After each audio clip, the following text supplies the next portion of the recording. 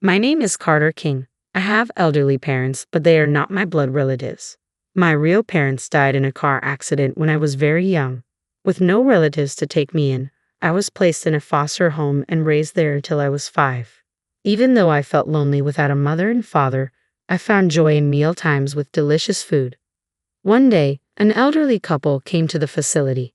I vaguely remember them smiling happily as they watched me eat.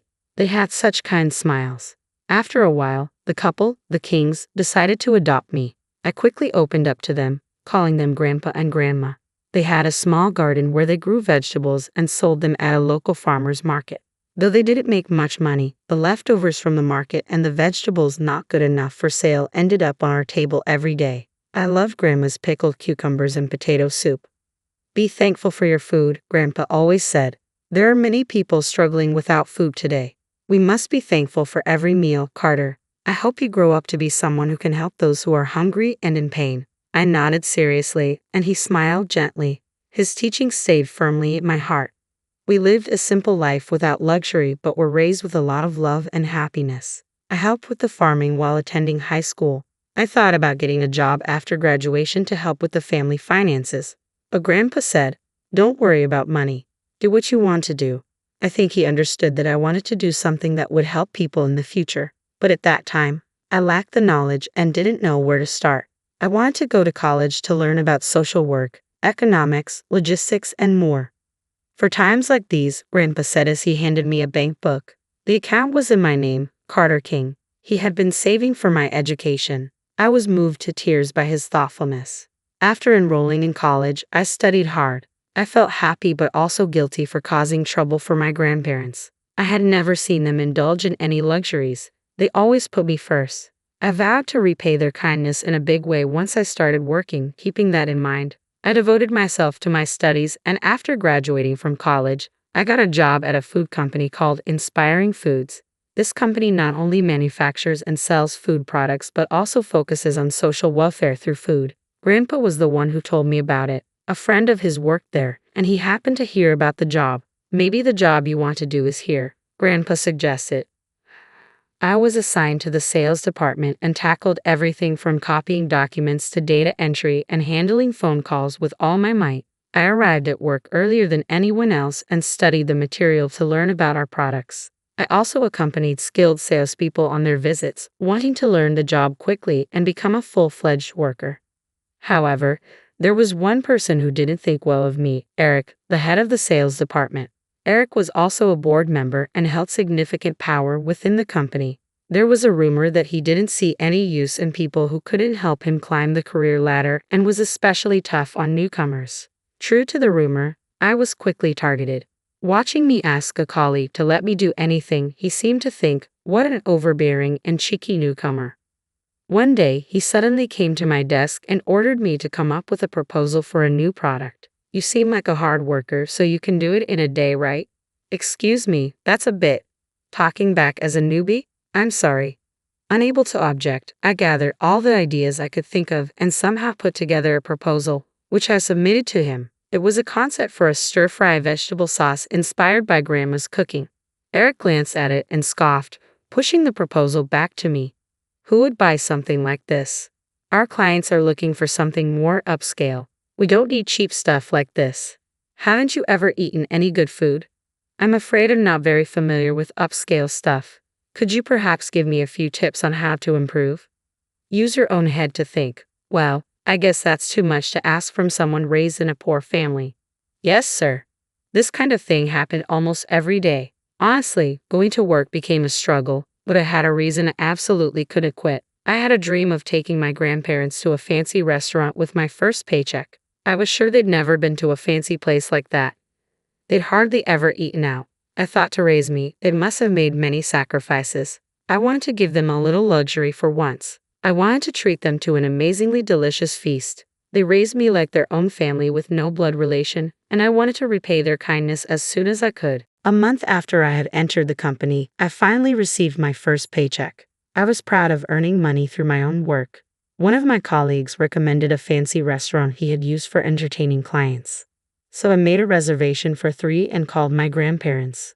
They were surprised when I suggested going to such a luxurious place, thinking we were going to a family diner or something. Are we really going into such a fancy place? Grandma seemed a bit confused. I got my first paycheck. It's money I earned myself as a working adult.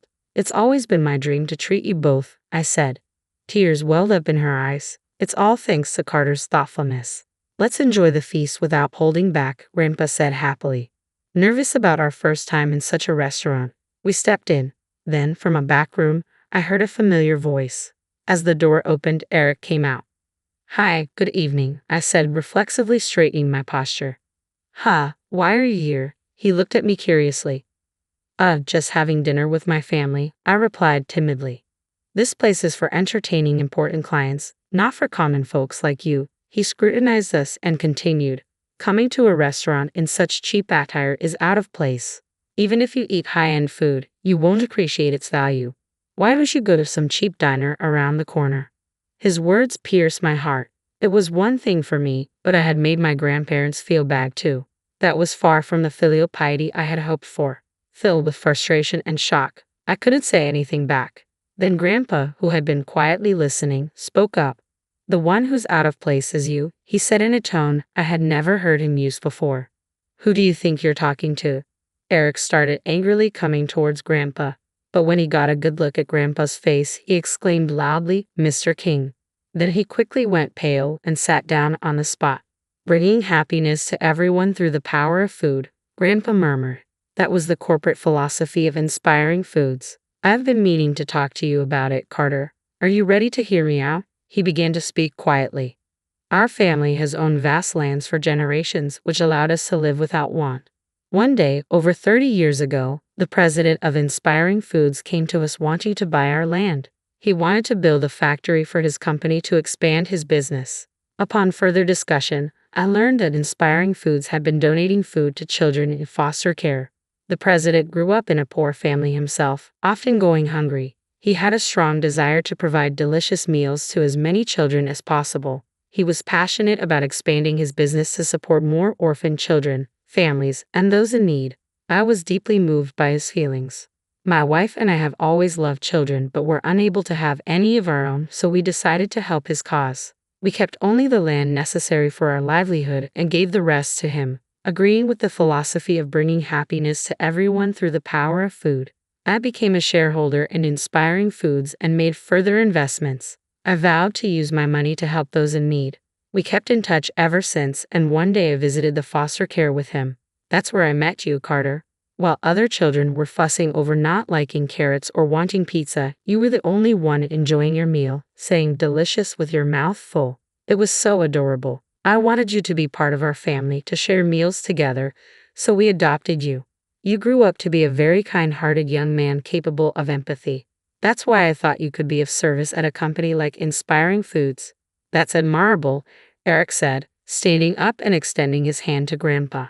I made a bit of a mistake earlier. Carter is an exceptionally talented individual, he said, forcing a smile and stepping forward. Grandpa coldly shook off his hand. It's too late. You will never understand the true value of a meal, the value of sharing a table with loved ones. Inspiring Foods is a company that saves people through the power of food. You have no right to call yourself a part of Inspiring Foods. It was the first time I saw Grandpa raise his voice. I will inform the president of everything at tomorrow's shareholders meeting. When you return to the office, don't expect to find your seat there. Eric trembled and ran off as if fleeing the scene. That day, the three of us enjoyed a delicious feast. As we ate, they told me many things I never knew before. I was also able to tell them how hard I've been working. Did I manage to repay you too a bit? Of course. You've grown up and are working hard as a respectable adult. That's enough repayment for us, Grandpa said with a happy look. Today's meal will be an unforgettable memory, Grandma added, truly enjoying the time with the three of us. I felt our family bond deepen more than ever before.